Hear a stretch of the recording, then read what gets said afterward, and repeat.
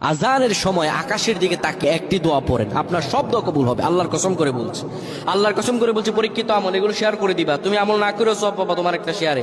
এটি যদি শুনে অন্য কেউ আমল করে তুমি আর সব পেয়ে যাবা। আজানের সময় যখন আজান হয় তখন আমরা কথাবার্তা বলি, এগুলো অনুচিত। আপনি আজানের সময় আকাশের দিকে তাকিয়ে একটি দোয়া পড়বেন। এই দোয়াটি আমরা অনেকেই পারি। এখন বলবেন হুজুর কমন পড়ে গেছে দোয়া। আমরা অনেকেই আল্লাহ তাআলার কাছে এটা ওটা চাই, কিন্তু সঠিকভাবে চাইতে জানি না। সঠিকভাবে কোনো ব্যক্তি যদি চায় আমার আল্লাহ তাকে দয়া করবেন। আল্লাহ বলেন, বান্দা উদউনি আস্তাজিব লাকুম, আমার কাছে চাও আমি আল্লাহ সব দিয়ে দিব। সুবহানাল্লাহ।